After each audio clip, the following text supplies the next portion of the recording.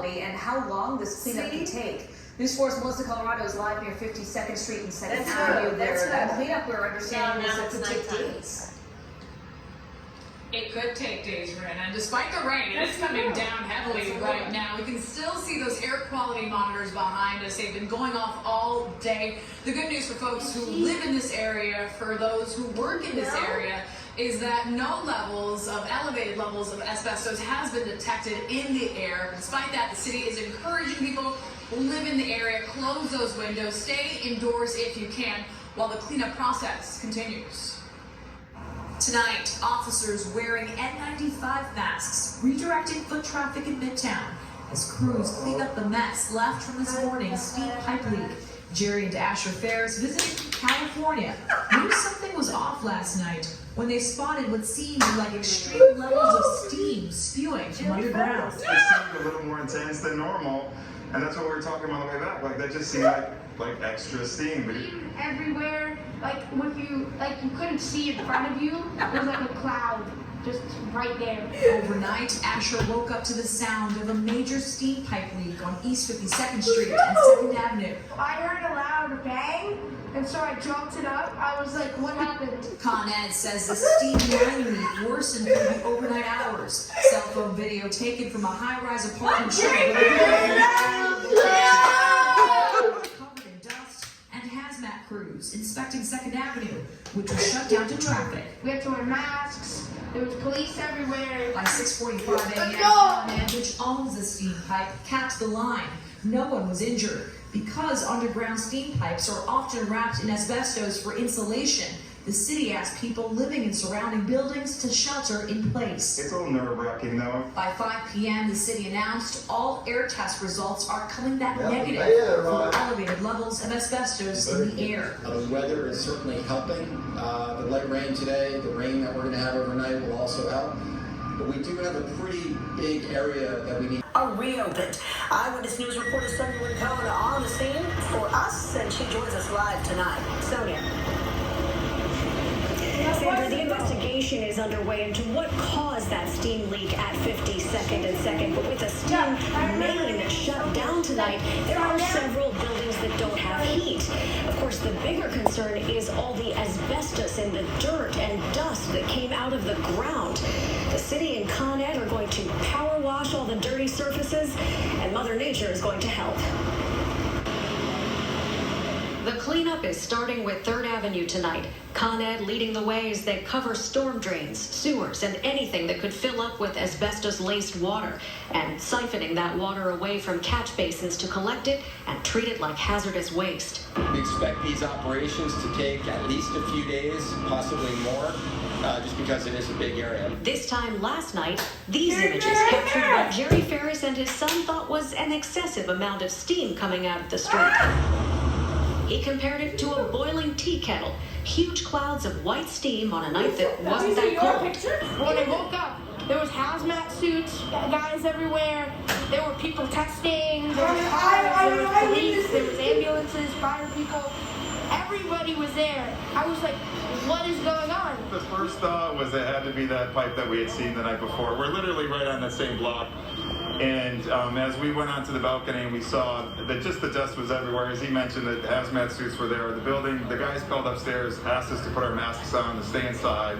Con Ed had responded to the leak at 2 in the morning. While we responded and were on site, that condition worsened and ended up with a release of steam. A release that spewed debris out of the street that city officials say they have to assume contains asbestos. By 6:45, the leak had been capped and a main turned off. Air quality monitors were brought in to check the air.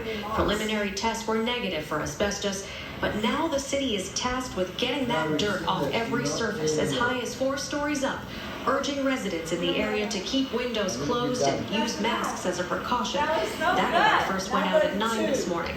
A little late for those already out and about. There was no alert while I was walking through it. 3 a.m. Right now, roads are still shut down in Midtown after a massive steam pipe leak, and the city is still asking people in the area to stay inside and wear masks. City students investigating the Jake, the mayor said earlier that a leak happened around around 6 this morning. And FDNY sources tell CBS 2 firefighters were here about 11 hours earlier than that. That's our video. That is our video. Where's Jerry Ferris? Covered with dust. Workers in hazmat suits. This is what Jerry Ferris and his son Asher saw Wednesday morning. And the night before, around 9 p.m., they captured these images of vapor billowing over 2nd Avenue. Because we were there, we noticed that it was more intense than usual. The FDNY says firefighters were called to the scene around 7 p.m. Tuesday for reports of the vapor, and then again around 1 a.m. Wednesday. Con Ed says their crews also responded and tried to use these devices called steam stacks to control the situation. What was done to try to alleviate the pressure? So initially we had a call in regards to the vapor condition on the location.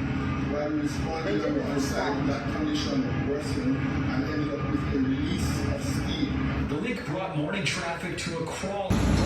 That was considered a crime scene before I moved away. And so now we're back to visit, and our first night back. It's exciting. I mean, I was sharing with him what the steam clouds were all about, because we don't have those in Los Angeles. And so I was sharing with him the steam clouds. And my mother-in-law and everybody was like, just get out of the way, it's dangerous. I'm like, no, it's just steam clouds, it happens all the time. Around 2:30 in the morning we heard a noise, and then you heard the noise. So I heard a loud bang, so I jumped up. I was like, what happened? And then I was like, around 6. I was like, okay, I'm okay. So then I went back to sleep. When I woke up, I looked on the balcony, there was hazmat crews, there was a bunch of news trucks, police, there was ambulances, they were all trying to figure out what happened. And then we looked at the footage from the night from last night, and we saw that it was that exact thing that blew up. So we were like, I'm glad that we weren't there when the whole thing exploded. But it was crazy. Because I heard it was like a bang. I didn't know what happened. I jumped up from bed. I was confused. And then I was like, it's okay. So I went back to sleep. And then we saw everything happen. And then when we went down to go have lunch, we went to the masks, police everywhere. It's crazy. Did they tell you why you were not? Yeah, views were everywhere. So, and they told us a couple blocks down. Yeah, we're literally on the block where the incident happened, and so they told us it could be asbestos. They told us there are other things. They were doing a lot of testing as to what was going on in the air. So they advised us as we were leaving the building to put our masks on, and as we approached the building, to put it back on before we were inside. But that's really all we know.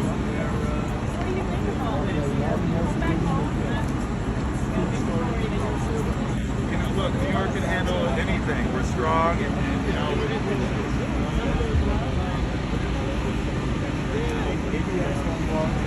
here, and it's going to be okay. It's a little nerve-wracking, though. I mean, it's for the new year, you know, we're looking for a celebration. But I'm looking around, it seems a little bit more serious than the way they indicated in the beginning. Like, waiting here with the mirror. Yeah. That was, yeah, so I was being